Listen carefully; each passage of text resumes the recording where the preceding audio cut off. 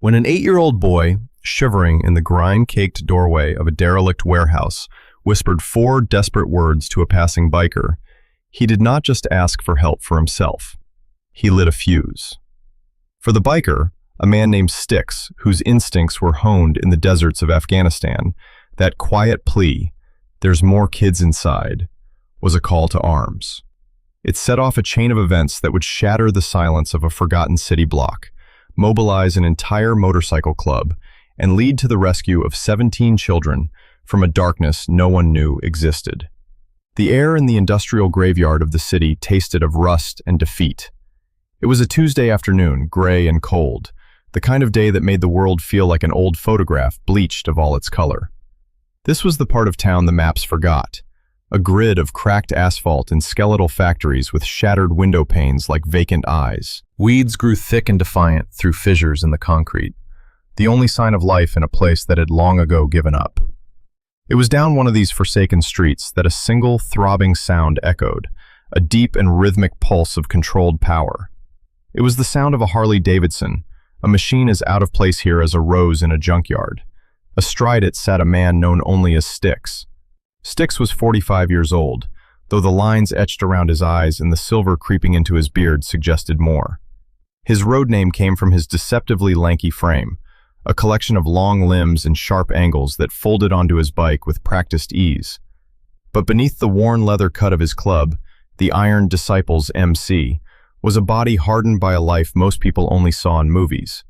Before the club, before the roar of the Harley became his sanctuary, Styx had been a sergeant in the Army Rangers. He had learned a different kind of discipline in places where the heat was a physical enemy and the silence was more dangerous than any sound. He was not supposed to be here.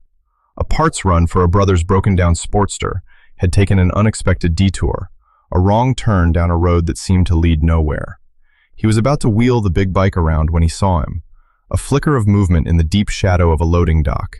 It was a boy, small, impossibly small, wrapped in a jacket that was 3 sizes too big and tissue paper thin against the biting wind. His hair was a matted tangle of brown, and his face was smudged with a layer of dirt that looked days old. He stood with his shoulders hunched, trying to make himself disappear into the crumbling brick wall behind him. He was a ghost in the urban decay. There was nothing overtly wrong with the scene, not at first glance. A kid hanging around an old building.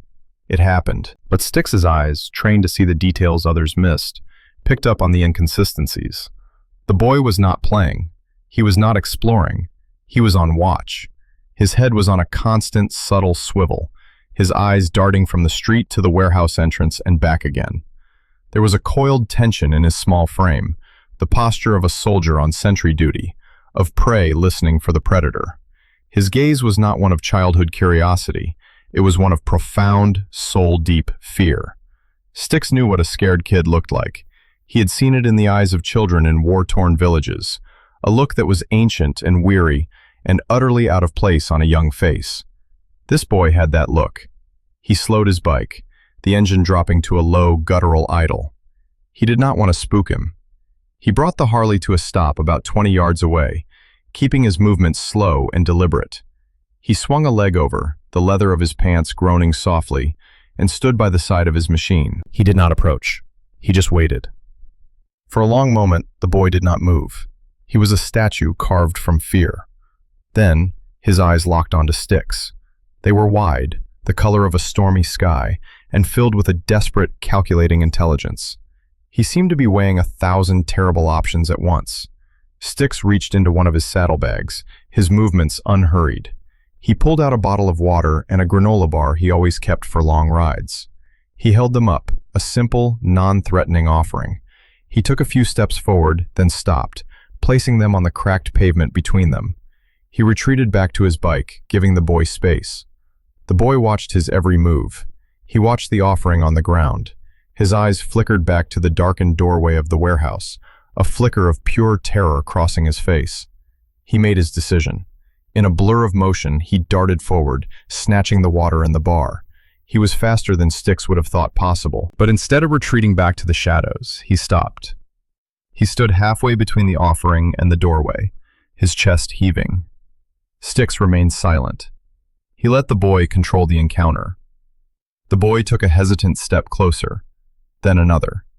He stopped just out of arm's reach, clutching the granola bar so tightly his knuckles were white. He looked up at the towering figure of the biker, at the leather vest covered in patches, at the beard and the hard lines of his face. He seemed to be looking for something, searching for a sign. Styx met his gaze and kept his own expression neutral, calm.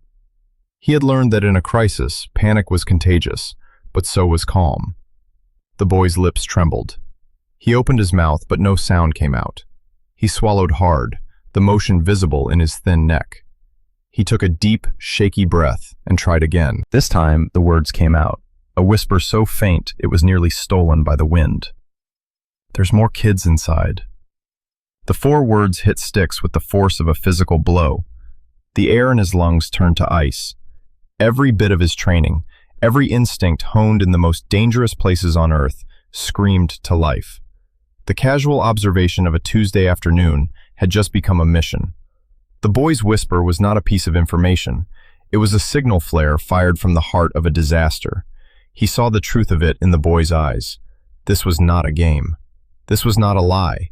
This was a desperate plea from a child who had run out of options. Styx's mind went into overdrive, processing, planning, acting. His posture changed. The casual slouch was gone, replaced by the rigid alertness of a soldier. He took one more step toward the boy, crouching down to get on his level. "How many?" His voice was low, steady, a gravelly rumble that commanded attention without threatening. The boy shook his head, his eyes welling up. "A lot. Some are little." The blood in Styx's veins went cold. Little ones. "Are you hurt?" Styx asked, his eyes scanning the boy for any visible injuries. The boy shook his head again. "They don't see me. I'm good at hiding." "They?" "The man and woman. They're mean." The boy's voice cracked. That was all Styx needed to know. The who, what, and where could be sorted out later. Right now, there was only one priority: the children inside that building. He knew the risks. He could be wrong. This could be a misunderstanding, a kid's overactive imagination. Calling in the cavalry could lead to social embarrassment, a waste of police time, a lecture from his club president. He weighed that risk against the image of small, scared children trapped in the dark. It was not a choice at all. "What's your name, son?" Styx asked, his voice gentle. "Leo," the boy whispered. "All right, Leo. You've been incredibly brave, but your job is done now. My turn." Styx pointed to a cluster of rusted-out oil drums 100 feet down the street. "I need you to go hide behind those barrels and do not move until I come get you. Can you do that for me?" Leo nodded, his eyes wide with a mixture of fear and a dawning, fragile hope.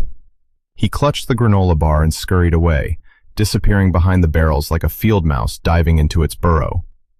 The moment the boy was out of sight, Styx moved. He pulled his phone from his vest pocket, his thumb flying across the screen. He made 2 calls. The first was not to 911. It was to a number he knew by heart. The phone rang once before it was answered with a gruff, "Yeah." "Hammer, it's Styx. What's up?" The voice on the other end belonged to the president of the Iron Disciples, a man whose fists were as hard as his name. "I'm at the old cannery warehouse, corner of 14th and Ash," Styx said, his voice stripped of all emotion, a pure transfer of information. "I've got a situation. Kids, a lot of them, in trouble. I need the club. Now."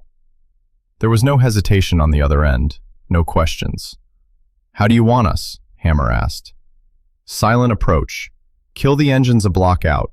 Surround the building. No entry, just containment. I don't want anyone inside spooked. We form a perimeter and wait for the pros." "On our way," Hammer said. The line went dead. Styx knew that within minutes, a dozen men on a dozen powerful machines would be converging on this location. They were not cops, but they were a brotherhood, and when a call like this went out, they came. No questions asked. His second call was to 911. His voice was calm, professional, the voice of a man who had reported enemy positions under fire.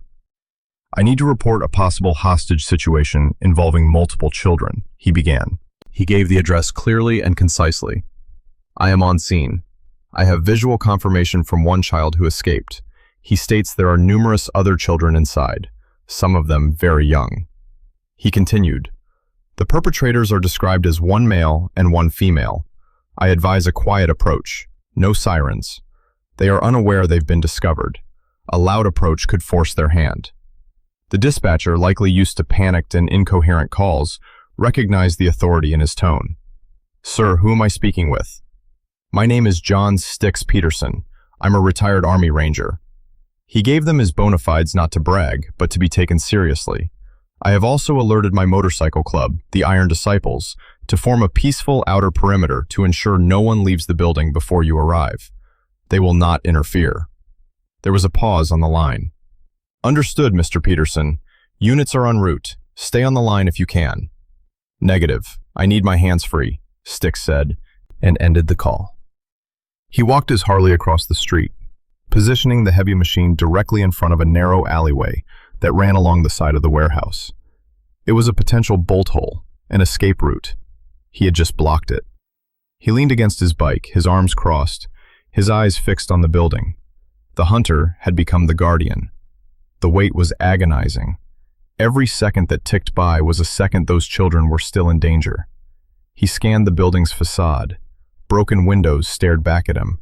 The front loading dock door was closed, a heavy chain and padlock securing it from the outside. But there was a smaller, man-sized door to the side. That must have been the way in and out. A low rumble, almost too quiet to hear, began to build. It was not one engine, but a dozen, the sound of a gathering storm. A block away, the engines cut out in unison. Moments later, figures began to emerge from the intersecting streets. They moved with a purpose that was both menacing and disciplined. His brothers had arrived. Hammer, a barrel-chested man with a bald head and a formidable presence, was the first to reach him. He was flanked by Grizz, the club's massive sergeant-at-arms, and a handful of other members. Their faces were grim. "Report," Hammer said, his eyes already scanning the warehouse. Sticks gave him the condensed version. "Kid came out, said there's more inside, a lot more. Said a man and woman are in there, and they're mean. That's all I got." Hammer nodded, his jaw tight. "All right, we hold the line. Grizz, take the back. Ghost, you and Snake take the roof of the factory opposite. Eyes on. Nobody gets in or out." The men peeled off without a word, fanning out to their positions, forming a silent, leather-clad ring of steel around the building. Just as the last Iron Disciple settled into place, the first police car rolled silently to a stop at the end of the block. Then another, and another. A large, windowless SWAT van followed, its presence a declaration that the situation was being taken with the utmost seriousness. A police lieutenant, a man with tired eyes and a crisp uniform, jogged over to Sticks and Hammer. He looked from the bikers to the building, assessing the unorthodox scene. "You're Peterson?" he asked Sticks. "I am," Sticks confirmed. "Tell me what you know. Everything." Sticks repeated the story for the third time, his voice flat and precise. He pointed out the location where he had last seen Leo. The lieutenant listened intently, his gaze never leaving Sticks's face. When Sticks was finished, the officer nodded slowly. "Your instincts to call for a quiet approach were good," the lieutenant said. He turned to his SWAT team leader. "Standard breach on the side door. Dynamic entry. We go in fast and hard. We have no idea what's waiting for us." The SWAT team, a unit of black-clad operators, moved with fluid efficiency. They stacked up in the side door, a battering ram held at the ready. The tension in the air was thick enough to taste. The world seemed to hold its breath. Sticks watched, his hands clenched into fists at his sides. He had been on the other side of doors like that. He knew the controlled chaos that was about to be unleashed. The ram swung. Once. Twice. The door splintered and burst inward. The team flooded into the darkness, shouting, "Police, show me your hands!" For a few seconds, there was only the sound of the officers shouting. Then, a man's voice, angry and defiant, followed by a woman's shriek. There was a crash, the sound of a struggle, and then relative silence. Sticks's heart hammered against his ribs. He waited. An officer appeared in the broken doorway, his face pale. He spoke into his radio, his voice strained. "We have 2 suspects in custody. We need paramedics. Multiple. Oh my God. We need paramedics and child services for 17 children." 17. The number hung in the air, a testament to a horror that had been hiding in plain sight. The scene transformed. The quiet street erupted into a controlled flurry of activity. Ambulances, their lights now flashing, pulled up to the entrance. Social workers began to arrive, their arms loaded with blankets and boxes of juice. One by one, the children were brought out. They were ghosts, pale, thin, and blinking against the daylight as if they had not seen it in a long time. They ranged in age from a toddler who could barely walk to teenagers with haunted, vacant eyes. Some were crying silently, tears tracking clean paths through the grime on their faces. Others were completely numb, their expressions blank, their bodies rigid with shock. Paramedics gently wrapped them in warm blankets, checking them for injuries, speaking to them in soft, soothing voices. Styx watched the sad, fragile parade, a lump forming in his throat. This was the reality behind Leo's whispered words. This was the darkness he had been standing guard against. He saw a man and a woman in handcuffs being led to a patrol car. They were gaunt, with the desperate, hollowed-out look of long-term addicts. They looked angry and inconvenienced, their faces void of any remorse. They had been squatting in the warehouse, using the children, a collection of runaways and forgotten souls they had gathered from the streets, as a personal workforce for a petty theft ring, sending them out to shoplift and panhandle.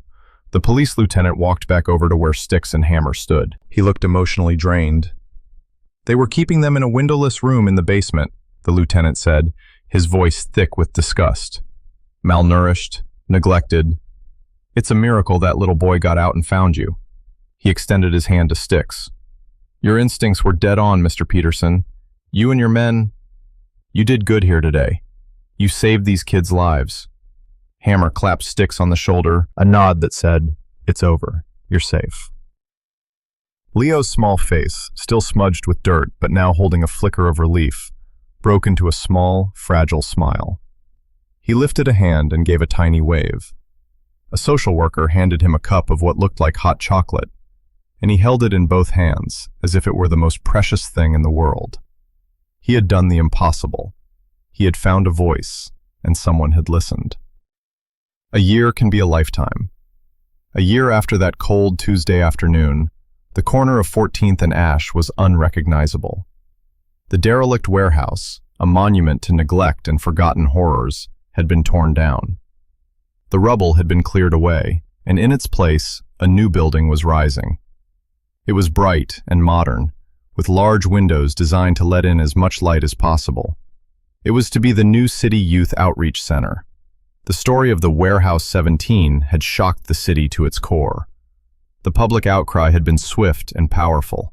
Donations had poured in. The city council, shamed into action, had fast-tracked funding. The project became a symbol of the community's resolve to never let its children be invisible again. Styx stood across the street, his Harley idling softly beside him. He was not wearing his club cut today, just jeans and a simple black t-shirt. He watched the construction workers putting the finishing touches on the main entrance. A car pulled up to the curb, and a woman got out from the driver's side. She opened the back door, and a boy jumped out. He was no longer the ghost from the loading dock.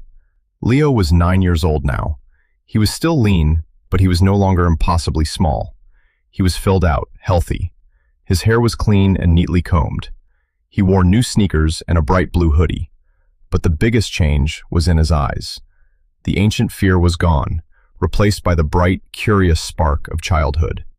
"Styx!" he yelled, and ran toward the biker, launching himself into his legs for a hug. Styx grunted, startled by the enthusiasm, but a wide smile spread across his face.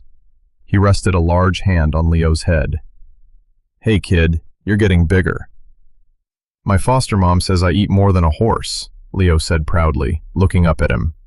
"She's cool. Her name's Sarah." Sarah, a kind-faced woman in her late 30s, walked over, smiling. "He's not wrong. Hello, John. Thank you for meeting us." "Anytime," Styx said, his gaze softening as he looked at her. Leo had been placed with Sarah and her husband 3 days after the rescue. They were experienced foster parents who had given him the stability and love he had never known. The connection between the biker and the boy had not ended at the curb that day. Styx had visited Leo in the hospital. He had attended the court hearings for the 2 perpetrators, who were now serving long prison sentences. And when Leo was settled with his new family, Styx had kept in touch. They had a standing appointment the first Saturday of every month for burgers and milkshakes. Styx had become the steady, reliable male figure in Leo's life. He was not a father, but he was something just as important. He was a protector, a friend. "They're almost done," Leo said, looking at the new building. "They're going to have a basketball court inside and an art room." "I hear they are," Styx said. The Iron Disciples had changed too. The rescue had given them a new purpose. Shaken by the discovery, Hammer had called a club meeting a week after the incident. They had a long, hard talk about who they were and what they stood for. They were outsiders, yes, but they were part of this city. That night, they founded Leo's Watch. It started small. The club members pooled their own money to buy coats and shoes for kids at the local homeless shelter. They started volunteering to deliver meals. Grizz, the intimidating sergeant-at-arms, discovered he had a knack for organizing toy drives. Their reputation in the city began to shift. The fear and suspicion they once inspired in some were slowly being replaced by respect and gratitude. They were still the Iron Disciples, rough and uncompromising, but now they were seen as guardians, the city's unlikely angels. They had partnered with the new youth center, pledging to fund a mentorship program. It would pair at-risk teenagers with men and women who could teach them a trade: mechanics, carpentry, welding. It was about giving kids a direction, a purpose, so they would never end up feeling as lost and invisible as Leo had. "Sarah said they're going to name the front hall after you," Leo said, looking up at Styx. Styx looked surprised. "They are?" "No," Leo said with a mischievous grin, "but they should." Styx chuckled, a deep, rumbling sound. He looked from the boy to the building that had risen from the ashes of a tragedy. He thought about the other 16 children. He had followed their stories through the social workers. All were in safe homes now. Some were in therapy, slowly working through their trauma. Some, like Leo, were thriving. They sent him cards at Christmas, simple, crayon-drawn pictures of motorcycles and thank yous in a child's scrawl. Each one was a treasure. It all came back to that one moment. The choice to not keep riding. The choice to stop, to look closer, to listen to a voice that was barely there. It was a reminder that the most heroic acts are often the quietest ones. They do not always happen in a firefight or a burning building.